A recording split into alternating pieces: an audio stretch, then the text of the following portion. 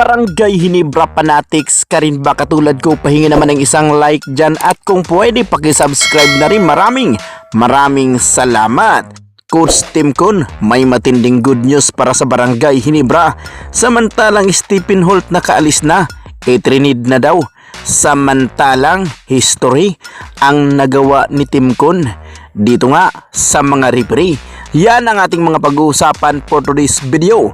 So mga busing, bakbakang Game 2 Finals Barangay Hinebra versus Tukindex Tropang 5G. Hindi pa rin matapos-tapos ang usapan tungkol nga sa pagkatalo ng Barangay Hinebra. Marami din ang nagsasabi na tila binigyan nga daw umano ng isang pagkakataon na manalo ng Barangay Hinebra ang Tukindex Tropang 5G dahil kita nga daw sa bakbakan na tila hindi nga daw umano gumagalaw masyado ang Barangay Hinebra, hindi nga daw masyadong humahataw at halatang halata na bigay ang naturang laban mga boss, kung saan ay halos nga daw ng mga tira ng Barangay Hinebra players ay sablay, hindi kagaya nung Game 1 na agresibo at gustong manalo, pero nung Game 2 ayaw nga daw manalo ang Barangay Hinebra. Ang Tukindex naman ang talagang gustong kunin ang panalo.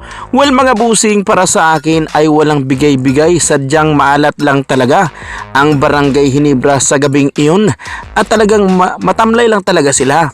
Kulang lang sila ng energy drink para lumalakas ang kanilang katawan, although bumawi naman ang Barangay Hinebra pagdating sa dulo, kapos nga lang talaga dahil din kay Gray yun. Samantalang Coach Timcon, may magandang balita, good news ito, dahil ayon sa report, lahat nga daw ng natitirang laban ay sisiguraduhin nga daw nilang ipanalo.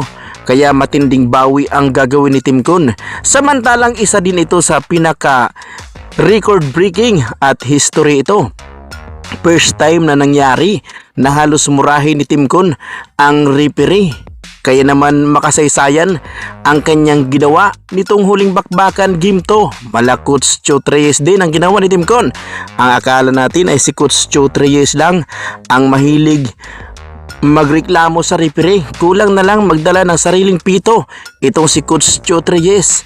Pero kahit papaano ay tama naman ang ginawa ni Timcon. Kitang-kita naman din naman kasi mga busing na hindi maganda ang tawag ng naturang referee. Sa katunayan nga ay talagang nagsuccessful nga ang naturang pagreklamo ni Timcon. Samantalang Stephen Holt nakaalis na daw, pinaalis na at itrinid na daw ito ng Barangay Hinebra mga boss. Sinisi nga itong si Stephen Holt sa bakbakang ito kung saan ay hindi nga daw maganda ang nilalaro ni Stephen Holt. Well mga busing, ang isang manlalaro ay talagang minsan off night talaga, pero ito si Stephen Holt kasi maganda naman ang kanyang nilalaro nung elimination round pa lang. Pagpasok lang talaga sa quarterfinals, semifinals at dito na rin sa finals, medyo hindi maganda ang kanyang nilalaro. Kaya mga boss, ano ang inyong masasabi rito?